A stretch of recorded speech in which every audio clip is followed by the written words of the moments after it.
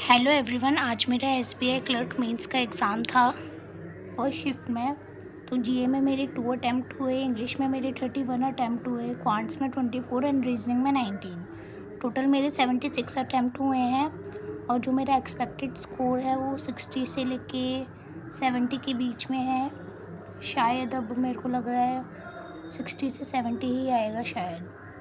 अब रीजनिंग से स्टार्ट करते हैं। रीजनिंग में जो पहली पजल थी वो थी जो मैंने बनाई थी, पहले थी दूसरा क्वेश्चन स्टार्ट था कि वहाँ पे 5 कैफ़ेज़ थे, ABCDE पर्सन भी थे, ABCDE वो विज़िट कर रहे थे cafe from Monday to Friday, और 2 गेमिंग सिस्टम पे बैठ रहे थे XY पे। और मतलब जो थे वो स्लॉट डिवीज़न वगैरह वाली टाइप की पज़ल थी। तो जो वो पज़ल थी वो मैंने बनाई थी। अब ये मेरे को पता नहीं कि वो ठीक थी या नहीं, बट जो मैं क्वेश्चन टिक करी थी वो मेरे को ठीक लग रही थी। और एक ब्लड रिलेशन वाला पज़ल था जिसमें 8 पर्सन बैठे हुए थे स्क्वायर अरेंजमेंट में। 4 लोग मिड वाले आउटसाइड देख रहे थे और सेंटर वाले इनसाइड फेस कर रहे थे। इसकी कंडीशन थी कि बी के थर्ड टू राइट पे बी का कोई रिलेटिव बैठा हुआ है और बी के रिलेटिव में और सी में 1 पर्सन है। कुछ कंडीशंस दी हुई थी। एक पज़ल थी मंथ बेस वाली और सिटी बेस वाली, वो बहुत ईजी थी। 3 डेट्स दिए हुए थे और 4 मंथ्स दिए हुए थे, तो वो वाली भी पज़ल 2 पॉसिबिलिटीज़ में हो गई थी। फिर रिजल्टेंट रो वाला जो वो था क्वेश्चन, वो भी बहुत इजी था। उसमें 6 कंडीशंस दी हुई थी। स्टार्टिंग की फर्स्ट ऑड डिजिट्स वाली थी, बाकी वाली इवन डिजिट्स की थी।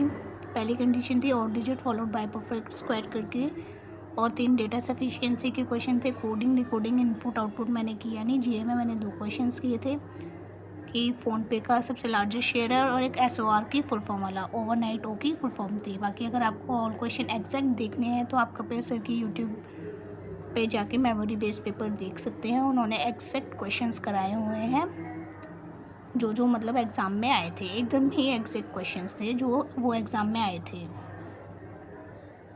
RBI से रिलेटेड 2 या 3 ही क्वेश्चंस आए थे। मोस्टली जनवरी और दिसंबर का जीए ज़्यादा आया था, तो और वो भी बैंकिंग रिलेटेड नहीं था, बट इट्स ओके। वैसे भी मैं पढ़ के नहीं गई थी कुछ भी, इसलिए मैंने 2 ही अटैम्प्ट किए। और जो क्वांट्स था उसमें मैंने 19 अटैम्प्ट हुए थे। मैंने पाई चार्ट वाली DI बनाई थी जिसमें एक्स की वैल्यू 50/4 आ रही थी, 12.5, और क्वाड्रेटिक इक्वेशन वाला किया था। क्वाड्रेटिक इक्वेशंस की थी, लॉजिकल DI की थी जिसमें रेशियो आ रहा था 3:2 करके आ रहा था, जो P+1 की वैल्यू निकालनी थी, डिफरेंस दिया हुआ था उसमें। और जब मैं एग्ज़ाम करते करते पहुंची लास्ट में, मेरे को अप्रॉक्सीमेशन दिखा। उससे पहले मैं DI में फंसी हुई थी। मेरा एक अप्रॉक्सीमेशन का जो क्वेश्चन था वो छूट गया। एरिथमेटिक थे, profit and loss based, time and work, probability based. Quadratic equations easy थी। नंबर सीरीज़ के भी जो लॉजिक थे वो ईजी थे। एक था मल्टीप्लाई बाय 2 - 2, एक था ये 0.5 + 1 उसका डबल करके +1 कर देना था, जिसमें 9 मिसिंग था, और एक नॉर्मल डिफरेंस था। इंग्लिश भी इजी था। इंग्लिश का अगर आपको एग्जैक्ट मेमोरी बेस्ड पेपर देखना हो तो आप वरुण चित्रा सर की वीडियो देख सकते हैं यूट्यूब पे। उन्होंने लिटरली, आई डोंट नो वो कहाँ से ढूंढ के लाते हैं, बट एग्जैक्ट क्वेश्चंस वही कराए हैं जो एग्ज़ाम में आए थे।